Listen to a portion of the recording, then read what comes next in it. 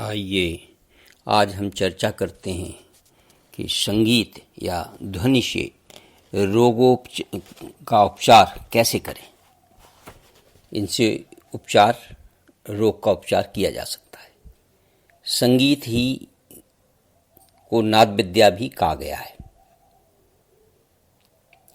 कहा है गीतम वादनम तथा नृत्यम त्रयम संगीत मुच्यते, अर्थात गीत, वाद्य और नृत्य तीनों के समावेश को संगीत कहते हैं। पौराणिक आख्यान है कि ब्रह्मा जी के हृदय में आनंद यानी उल्लास जागृत हुआ तो वह गाने लगे और इसी अवस्था में उनसे गायत्री छंद प्रकट हुआ। गायत्री मुखादुपत दित्य ब्राह्मणम यानी गान करते समय ब्रह्मा जी के मुख से निकलने के कारण इस गायत्री नाम पड़ा। हमारे देवी देवताओं का संगीत से प्रगाढ़ संबंध रहा है। जैसे ऋषिकेश का पांच जन शंख, शंकर का डमरू, भगवान श्री कृष्ण की मुरली और सरस्वती की बीड़ा पाण की बीड़ा आदि, इन प्रतीकों से स्पष्ट है कि इस पृथ्वी पर प्रत्येक अणु संगीत से अनुप्राणित है और यह संसार संगीत की शक्ति से ही गतिमान रहता है। दक्षिण भारत में कन्याकुमारी के पास एक शिव का मंदिर है। उसमें से मंदिर के पिलर्स को बजाने से संगीत की ध्वनि निकलती है। सा रे गा मा पा, इनकी आवाज प्रतिध्वनित होती है। भगवान शिव का ये मंदिर है। वहीं पर हनुमान जी का भी मंदिर है और ब्रह्मा विष्णु रुद्र का भी मंदिर है। संगीत का प्रभाव पेड़ पौधों पर ही नहीं अपितु जानवरों पर भी देखा गया है। अमेरिका में दुधारू गायों को संगीत सुनाकर उनके दूध में वृद्धि की जाती है, मतलब दूध बढ़ाया जा सकता है संगीत से। प्रसव पीड़ा में छटपटाती महिलाओं को कतिपय विशिष्ट रागों को सुनाकर उनकी प्रसव पीड़ा भी कम की जा सकती है। एल्विन के छात्र मेरी प्रीसल ने तो विश्लेषणात्मक संगीत चिकित्सा की खोज की, यानी संगीत चिकित्सा की खोज की। नॉर्डक रॉबिन्स 1950 से 60 के दशक में विकसित संगीत चिकित्सा को अपनाते हुए यह सिद्ध कर दिया कि संगीत से गुण संप्रेषण बढ़ा सकते हैं, बदलाव को समर्थित कर सकते हैं, लोगों को अधिक साधन संपन्न और रचनात्मक रूप से जीने में सक्षम बनाते हैं।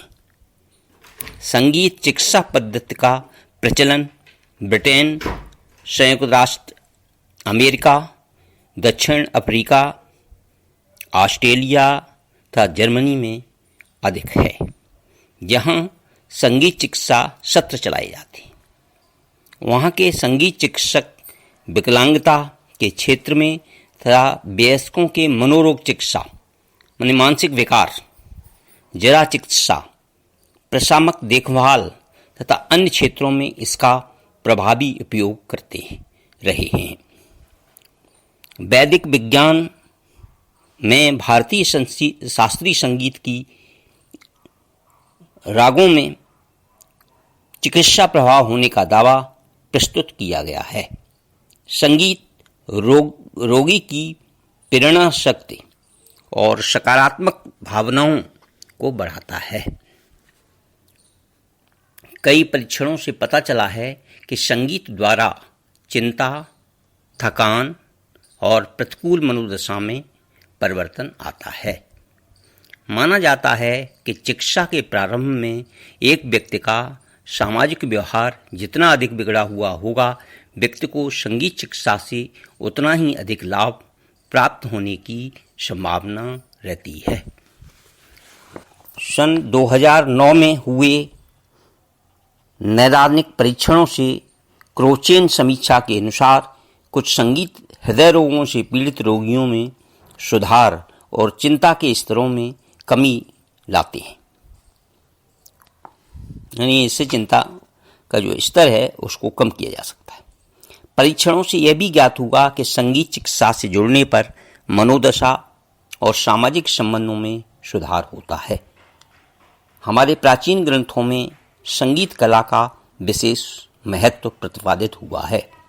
सामवेद पूर्णतः संगीत कला से परिपूर्ण है। सामवेद हमारे तीज, त्योहार, पर्व, उत्सव, कक्षा, कीर्तन, पूजा, अर्चना व विवाह तथा जन्मोत्सव पर गीत संगीत का ही प्रावधान रहता है, जो हमारी प्रसन्नता का परिचायक है। इससे हमको हैप्पीनेस आती है, हम प्रसन्न होते हैं, उल्लास प्रकट करते हैं। हिंदू मंदिरों में ढोल नगाड़ों के साथ संगीतमय सामूहिक आरती कीर्तन की परंपरा सदियों से चली आ रही है। संगीत की स्वर लहरियों में वह जादू है कि भयंकर विषधर को भी सहज में ही बस में किया जाता है। ठाकुर ओंकारनाथ ने काफी राग गाकर भयंकर शेर को भी बस में किया है।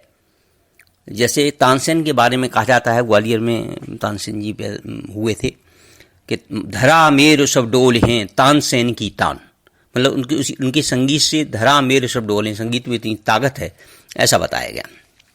नृत्य भी संगीत का एक अंग है। इससे लयबद्ध शारीरिक अंगों का संचालन होता है, जिससे शरीर के समस्त अंग आंदोलित होते हैं। इससे शरीर के प्रत्येक अंग को व्यायाम मिलता है, यानी एक्सरसाइज होती है इससे। गीत व नृत्य प्राणायाम की भर्तृसरी, कपालभाति, अनुलोम विलोम, भ्रामरी, उद्गीत आदि आयामों से संबंधित है। संगीत में ताल, वाद्य, तबला, ढोलक, मृदंग, पखावज आदि के बजाने से शरीर की संवेदन सिराएं प्रभावित होती हैं। यह एक प्रकार का एक्यूप्रेशर चिकित्सा पद्धति का विशिष्ट प्रयोग भी कहा जा सकता है। प्राचीन काल में राजा महाराजा अपने दरबारी गायक रखा करते थे, जो उनके मनोरंजन के साथ ही विशेष रागों में प्रयुक्त स्वरों की आवृत्ति से तथाकथित रोगों का उपचार करते थे। यदि नियमित रूप से शुद्ध व सुमधुर संगीत का रसपान किया जाए तो व्यक्ति लंबे समय तक स्वस्थ और सुखी रह सकता है। फूंक से बजने वाले वाद्य यंत्रों को शिशिर वाद्य कहते हैं। बांसुरी, शहनाई, अलगोजा आदि फेफड़ों को प्राणायाम प्रदान कर उन्हें मजबूत बनाते हैं। इनसे फेफड़ों की जो है एक्सरसाइज होती है और फेफड़े मजबूत बनते हैं, और इनसे जो दिल से संबंधित बीमारियां हैं, जैसे रक्तचाप है, हृदय रोग है, मधुमेह है आदि बीमारियों की रोकथाम हो सकती है। शास्त्रीय संगीत में स्वर, विस्तार, तान, आलाप, गमक, मीड़ एवं श्रुतियों का संबंध रहता है, जो मानव मस्तिष्क की अंतर तल को प्रभावित करती है। मानसिक जो नाड़ियां हैं उनको प्रभावित किया जा सकता है। तनाव, आक्रोश, पीड़ा, हीन भावना, अवसाद, दुर्बलता आदि को दूर करने में गीत संगीत का महत्वपूर्ण योगदान रहता है। वनस्पति जगत में भी सुरीले संगीत से प्राणवान बन जाता है। दीपक राग से दीप प्रज्वलन, मेघ से वर्षा, मालकोष से पत्थर का पिघलना आदि तथ्यों का उल्लेख हमारे पुरातन संगीत साहित्य में हुआ है।